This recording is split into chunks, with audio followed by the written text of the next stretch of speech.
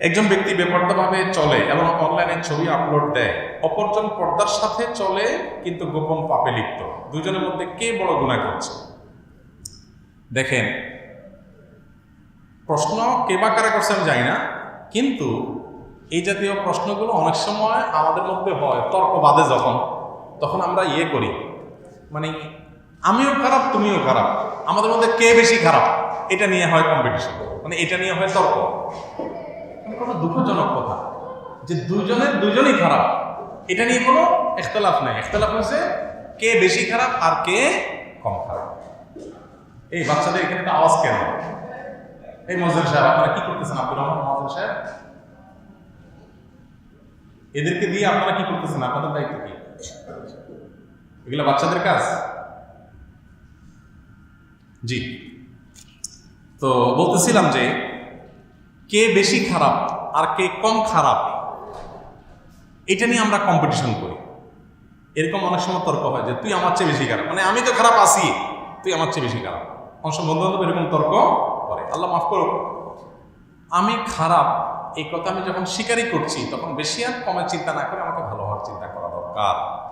এগুলো কুতর্কের বিষয় না, এগুলো হলো খারাপের পরিণতি সম্পর্কে আমাদের জানা না থাকার কারণে আমাদের এই সমস্ত দুঃসাহসিকতার পরিচয় আমরা দিই। যাই হোক, মূল প্রশ্ন উত্তরে আসি।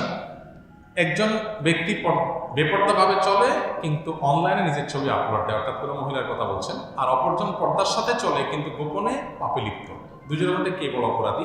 এক্ষেত্রে আমি বলবো প্রথম জন বেশি বড় অপরাধী দ্বিতীয় জনের চাইতে। দুজন অপরাধী বড়, কিন্তু তুলনা করলে প্রথম জনটা বেশি বড় হয়। কেন? কারণ হলো একজন মানুষ এমনি পর্দার সাথে চলে কিন্তু লোকচক্ষুর আড়ালে চুপচাপে গোপনে বিভিন্ন গুনাহে লিপ্ত। হতে পারে কোনো হারাম সম্পর্ক কারোর সাথে আছে বা অনলাইনে গুনাহে কাজে লিপ্ত।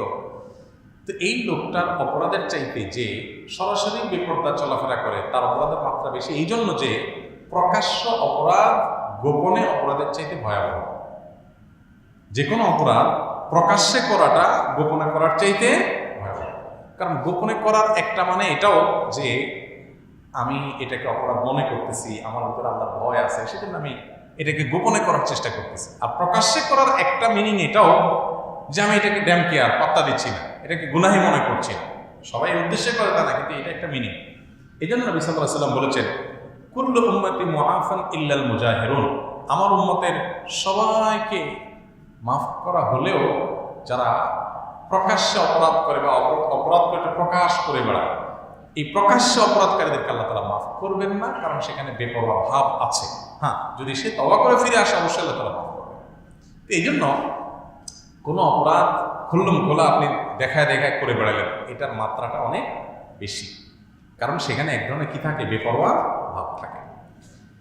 তারপরে উভয় অপরাধ থেকে আমাদের বেঁচে থাকার চেষ্টা করতে হবে। আবার দেখতে হবে যে গোপনে যে অপরাধটা করছে সেটার মাত্রা কত। অনেক সময় এমনও হতে পারে যে গোপনে অপরাধটা অনেক ভয়াবহ, সরাসরি জেনে লিপ্ত, তাহলে সেক্ষেত্রে আবার ওই একজন বেপর্দা করতেছে কিন্তু সে বুঝে পর্দা করাটা ফরজ, তার ভিতরে অপরাধ বোধ আছে, তো ওইটার চাইতে গোপনে যেটা করতেছে এটা যেহেতু সরাসরি জেনা, তাহলে এটা তার চাইতে ভয়াবহ হবে। এটাও কখনো হতে পারে, এটা ভ্যারি করবে মাত্রার উপরে।